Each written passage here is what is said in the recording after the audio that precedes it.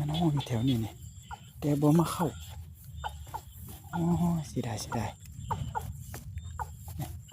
มันหายแล้ว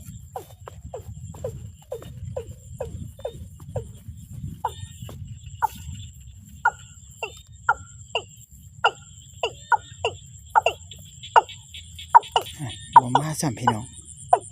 เห็นบ่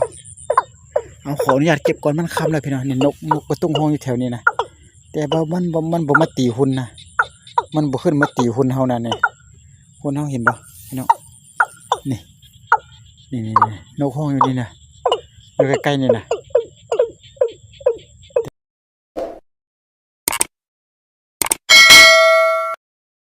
ครับทักทายสบายดีตอนแรกพี่น้องที่เขามาติดตามรับชมหลังจากห่างหายไปโอ้หลายมื้อเติบพี่น้องบ่ได้เอาลงคลิปให้พี่น้องเบิ่งค้าเวียกอยู่เพิ่นก็สร้างบ้านแปลงเพิ่นแหละคือคลิปหลังๆเบาจันทร์ลงมาคลิปนึงให้พี่น้องเบิ่งละมื้อนี้ก็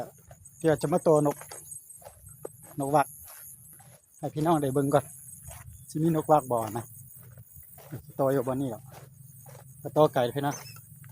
มาลองเบิ่งว่าสิมีนกหรือบ่มีนกก็จงคอยลุ้นติดตามรับชมนำกันเลยพี่น้องโตแถวนี้ดอกโตใกล้ๆนี่แหละเบิ่งน้ำกันเนาะบางเธอกับมันบางเธอกับประมาณนี้แหละเนาะโตอยู่นี่ดอก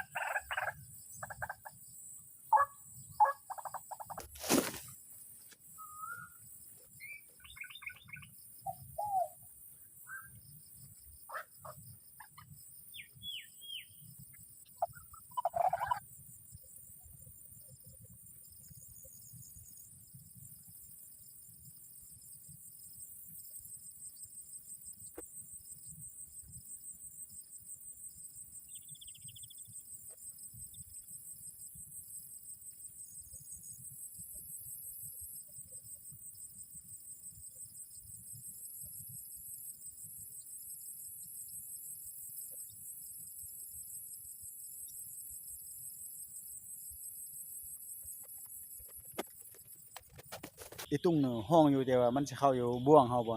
เข้าบ่วงของบ่แต่ว่าจันไปปักแล้วเดี๋ยวนี้ออกมารอท่าเบิ่งประมาณ5นาทีประมาณ10นาที20นาทีประมาณนี้แหละแล้วก็จังค่อยไปลุ้นติดตามหาชมนํกันเนาะแล้วจะก็มาอยู่ในแถวนี้แล้วเนาะไปเนาะนี่มันจันโตอยู่พุ่นละเดี๋ยวนี้ก็บ่ว่า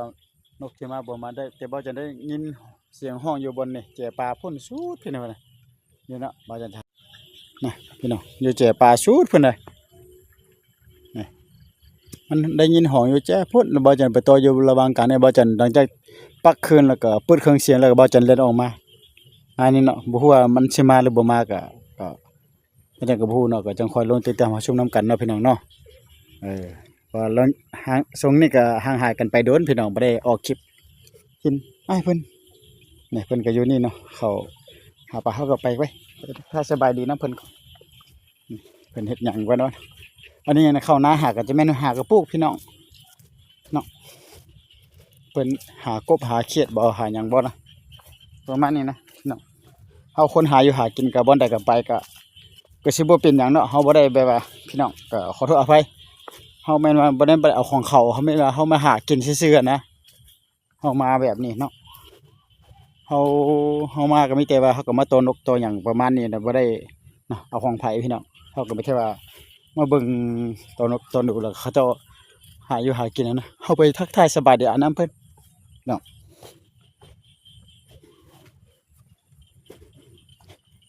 สบายเดี๋ยวไอ้เด้อ บ่ได้มาเฮ็ดหยังเด้อมาโตนกซื่อๆเด้อข่อยอยู่หน้าศาลานี้แม่นคันบ่อยู่หน้าศาลานี่ข่อยบ่มาฮอดอยู่นี่ดอกข่อยอยู่หน้าศาลานี่ดอกฮะแม่นใส่เหี่ยวใส่โอ้ยข่อยเคยเห็นเจ้าอยู่ข่อยเคยเห็นเจ้าบ่จื้อข่อยวะสิบ่จื้อติเบิ่งนี่มีลูกหลานไปเฮ็ดหนังสือได้บ่ลูกหลานไปเฮ็ดหนังสืออยู่ดงบางนี่มีบ่ปฐมนี่โรงเรียนปฐมดงบางนี่นะบ่มีเออสมพอจังว่าคือว่าบ่จื้อหั่นบ่แม่นข่อยก็สอนหนังสืออยู่นี่ข่อยเป็นอาจารย์สอนอยู่นำอาจารย์สมนึกนี่นะฮู้ติอาจารย์สมนึกน่ะอยู่นำเพิ่นนี่แต่ว่าข่อยมักเฮ็ดคลิปเฮ็ดสาย YouTube เด้เฮ็ดสาย YouTube หาอยู่หากินนี่นะ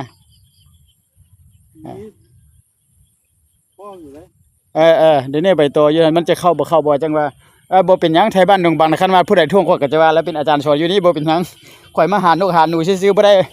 แบบว่าไปเฮ็ดจังซี่จังซั่นน่ะนะมีแต่โตซื่อๆคันได้ก็ได้บ่ได้ก็บ่เป็นหยังนะประมาณนั้นแหละแต่ไปเห็นเขามาโตเลยหลายคนเลยติเห็นเขาก็มาหลายคนแล้วบ่แต่มาโตลองเบิ่งนั่นแหละข่อยก็อยู่นี่อยู่หน้าศาลานี่ข่อยอยู่หอม2นี่เด้อันนั้นแถวเฮือนนั่นน่ะหอมน่ะไอ้ก่อนี่นะเฮ็ดไอ้ก่อเข้าไปนี่ล่ะคิดว่ามีลูกมีหลานไปเฮ็ดหนังสือได้บ่ซั่นแหละก็ว่าเป็นข่อยก็บ่แม่นข่อยก็สอนหนังสืออยู่อันนั้นดงบังนี่โรงเรียนประถมนี่4-5 ปีแล้วเด้3 ปี 4 ปีแล้วเด้แต่ว่าโอ้เมื่อกี้อ้ายท่วงนะเป็นหยังมาโตนกซื่อ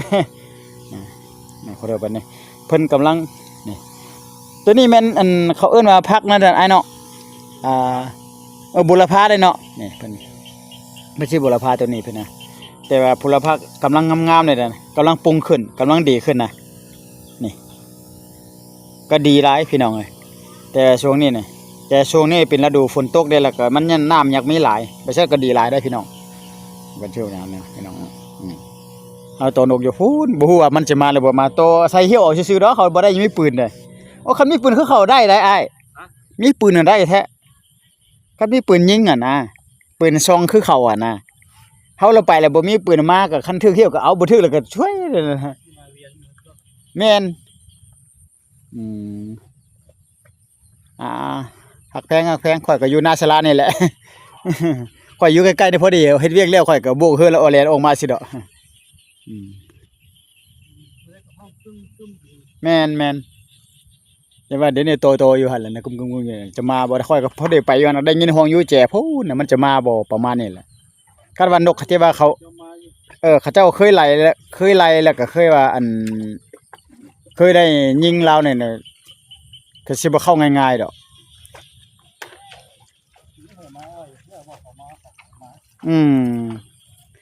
สุดก่อนน่ะอยู่บ่นั่นน่ะเขากายมานี่เด้อันบ่เขากายมาบ่นั่นน่ะทางเข้าน่ะอันนั้นทางเข้าไปเฮือนตำรวจเฮานี่นะบ่นี่นี่เฮาก็พอดีโตอยู่เห็นเขาแล้วมายิงทางเขาเจ้ามาแล้วมายิงทางหลังแล้วไปวับเลยเขาได้อันนี้หน้าอ้ายว่าซั่นน่ะของอ้ายว่าแม่นหมดว่านั่นน่ะว่าโธ่แม่นหยังวะโอ้เลี้ยงปลาได้ว่ะปลาเลี้ยงลูกโอ้คันตัวนกตัวหนึ่งมีแต่ข่อยแล้วแต่ว่ามาตัวนกซื่อๆเด้อบ่ได้เฮ็ดหยังเด้อบ่ได้เฮ็ดหยังเด้อมีแต่ตัวนกอย่างเดียวซื่อๆดอกเพราะว่านี่มีแต่ตัวหมายเดียวนี่แหละก็ที่ว่าคันถือก็ถือบ่ถือก็ที่ว่าจะได้ไปเฮือนได้มันค่ำเลยเด้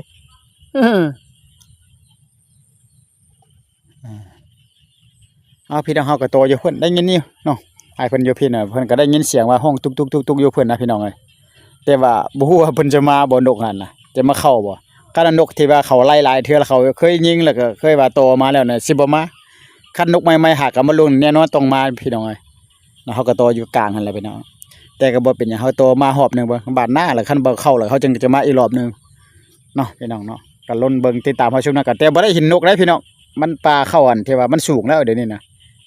ประมาณนี้แหละพี่น้องนี่นะจุดใหม่ได้พี่น้องบ่ได้มาจากเถอะได้ยินเสียงห้องเลยนกมาห้องอยู่นี่แล้วแต่ว่าจันโตอยู่มันเนี่ยก็ดีคือกันได้พี่น้องแต่ได้ยินมันมาแล้ว ก็บ่ว่าจะเข้าบ่วงหรือบ่เข้าบ่วงก็บ่เพราะว่าเบาจักบ่ได้ตั้งกล้องเด้อเพราะว่ามันก็ค่ำแล้วได้เดี๋ยวนี้ก็ได้ค่ำแล้วพี่น้อง6 โมงปลายแล้วเดี๋ยวนี้ก็ได้มืดหมดแล้วนี่แต่เป็นใกล้จะตกดินแล้วพี่น้องใกล้จะเป็นใกล้ตกดินโทษอภัยตกดินหมดแล้วก็บ่ว่านกจะเข้าหรือบ่เข้าบ่ฮู้พี่น้องเอ้ยมาอยู่ทำอิดได้ยินห้องอยู่เพิ่นละมาเดี๋ยวนี้นะแต่หมายใหม่ครั้งแรกหากมาเทื่อเดียวนี่ก็พอได้มาก็เห็นเจ้าของนาขออนุญาตเพิ่นได้เข้ามาได้เนาะแต่ว่าเขาก็ว่าไม่เต็มมาโตนกซื่อๆเด้อว่าซั่นแหละประมาณนี้เนาะก็ลองเบิ่งจะเข้าหรือบ่เข้าก็บ่ฮู้ล่ะคันบ่เข้าเราก็รอบหน้าจังค่อยมาใหม่เพิ่นว่าอยู่แถวนี้เนี่ยเบาจันถามได้ว่าบ่มีไผมาจักคนน่ะนะพี่น้องเอ้ยเนาะอันนี้ก็ต่อจากคลิปเมื่อวานที่ว่าเบาจันไปดักนกวักก็บ่หมานดอกก็มื้อนี้มาโตใส่นกอีหลมคันบ่หมานก็ขอโทษอภัยเด้อพี่น้องเด้อมื้อนี้จะได้ลงคลิปไว้เบิ่งก่อนเนื่องจากว่าเบาจันหันบ่ได้ลงคลิปมันโดนแล้วพี่น้องเอ้ยอย่าลืมอย่าพลาดกันเด้อพี่น้องเอ้ยเห็นคลิปเบาจันก็กดไลค์กดแชร์เลื่อนไปเลื่อนมาก็ฝากไลค์ฝากติดตามกันเด้อพี่น้องเด้อเนาะเบาจันมานั่งอยู่พี่เนี่ยโตอยู่พูนได้พี่น้องเอ้ยเนาะแต่ว่าคันจะดึงกล้องมาก็สิบ่เห็นนั่นแหละพี่น้องเข้ามันสูงนี่นะเขาจะเห็นอยู่บ่เนี่ยเสียงนกตอบกันอยู่คันเสียงนกตอบกันอยู่นี่แสดงว่านกตัวนี้มันมาแต่บนอื่นแล้วมันมาแต่บนลึ่งอ่ะล่ะบางเทื่อนะมันมาแต่บนเทื่อเขาเคยโตเขาเคยยิงแล้วก็มามันจึงบ่เข้าท่านประชันนกเราบ่เคยโตเราเขาบ่เคยยิงเราบ่เคยนั่นแหละมันต้องเข้ามาตีหุ้นเฮาพี่น้องเนาะนี่พี่น้องเสียงกระบอกจังกะแท้ว่ามอมอจะมืดแล้วก็ตั้งไม้มอมอจะมืดก็ตั้งไม้พี่น้องเอ้ยพอหลายรอบหลายตาแล้วโอ้นกอันนี้จะแม่นมีคนมาโตแล้วมีคนเทว่าเคยยิงแล้วบ่เข้าพี่น้องเอ้ยได้ยินเสียงอยู่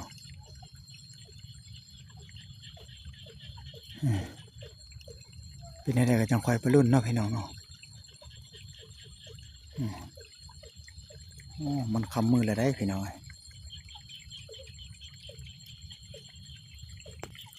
พี่น้องได้ยินบ่เสียงมันห้องตอบกันอยู่นะแต่ว่าบ่เข้ามานะ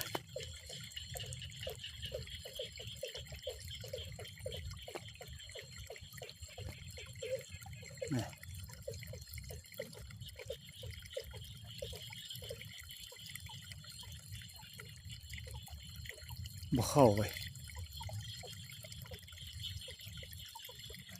ปกติมันก็เดียวเข้าหน้าพี่น้องเนาะมันคำแล้วได้พี่น้องเอ้ยยังใครแต่มื้อนี้เนี่ยบ่จันเอาไฟสายมาเด้เอากล้องไต้มาพี่น้อง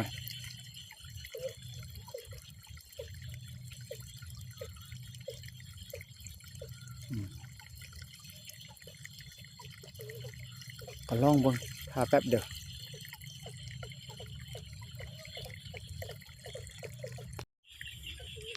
ไปพี่น้องพาพี่น้องไปเก็บซะนกบ่เข้าพี่น้องเอ้ยนี่มีแต่ห้องตอบกันตีกันอยู่ละเนาะนกบ่เข้าพี่น้องเบิ่งหูแล้วคันนกเข้าน่ะมันเข้าแล้วพี่น้องเอ้ยต่อฮอดประมาณ30 นาทีฮอดแล้วบางจังก็มืดก็ตั้งไม้มืดก็ตั้งไม้ฟ้าค่ำแล้วมืดแล้วจะกลับเพิ่นก่อนพี่น้องเอ้ยเนาะบ่เข้านะไปขออนุญาตเด้อพี่น้องเอ้ยบ่มานก็อย่าว่ากันเด้อพี่น้องเด้อโอ้ยเสียดายนี่เสียงนกตอบกันอยู่นี่แต่ครับบ่เข้าจะเป็นนกตัวนี้นะเขาเคยเคยไล่เขาเคยยิงแล้วก็เทว่าแล้วก็บินมาตกอยู่ไฮนี่ไฮนานี่นะจึงบ่เข้าคันว่านกไม่หากเอามาลุงน่ะแน่นอนมันเข้าไว้อยู่พี่น้องนี่บินบ่นี่ตุกบ่เข้าเลยพี่น้องเอ้ย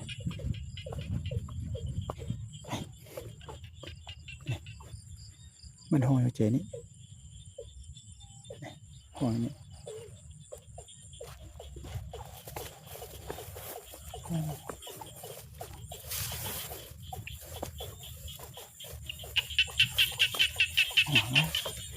เข้าแล้วมันค่ำแล้วพี่น้องมืดแล้วนี่เห็นบ่พี่น้องมืดตึ๊บเลยเบิ่งก็บ่เห็นแล้วพี่น้องเอ้ยบ่เห็นฮอดเส้นทางแล้ว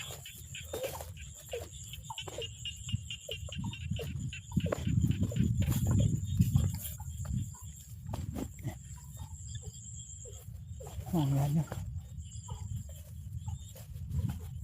แล้วก็เข้า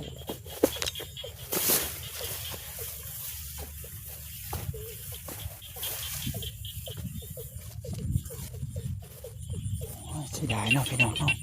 จุดนี้จุดใหม่หมายได้แต่บ่เข้านี่เป็นแนวใดบ่เบาจันตัวนกในลุ่มนี่ยังบ่เคยได้จักตัวเลยพี่น้องเอ้ย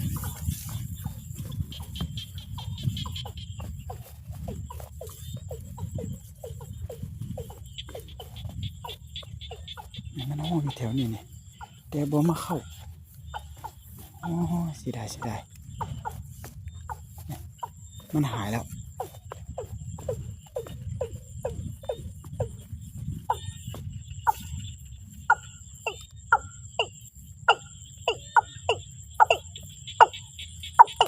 บ่มาซ้ำพี่น้องเห็นบ่เอาขออนุญาตเก็บก่อนมันค่ำแล้วพี่น้องนี่นกกระตุ้งห้องอยู่แถวนี้นะแต่ว่ามันบ่มาตีหุ่นนะมันบ่ขึ้นมาตีหุ่นเฮานั่นนี่หุ่นเฮาเห็นบ่พี่น้องนี่นกห้องอยู่นี่นะอยู่ใกล้ๆนี่นะแต่มันบ่มานะแสดงว่านกตัวนี้น่ะมันบินมาแต่บนอื่นแล้วมันเขาเคยโตเคยไล่แล้วก็มันมานะพี่น้องเอ้ยมันหายแล้วพี่น้องเอ้ยเอาพี่น้องขออนุญาตเก็บก่อนแล้วก็พ่อกันมื้ออื่นแล้วก็คลิปต่อไปเนาะพี่น้องเนาะคลิปนี้ประมาณก็อย่าว่ากันได้พี่น้องเด้อมึนๆมันคำแล้วบ่จักก็อันบ้านนี่เพิ่นใต้ฟืนใต้ไฟแล้วพี่น้องจังได๋เพิ่นเอาเบิ่งพี่น้องอยู่แถวนี้เนาะเบิ่งไหมเบิ่งไหมพี่น้องมืดหลายพี่น้องเอ้าขอขอบใจที่เข้ามาติดตามรับชมขออนุญาตเก็บคืนแล้วก็จะกลับเพิ่นก่อนพี่น้องเอ้ยมื้อแล้วบ๊ายบายพบกันคลิปต่อไปเด้อพี่น้องเด้อบ๊ายบาย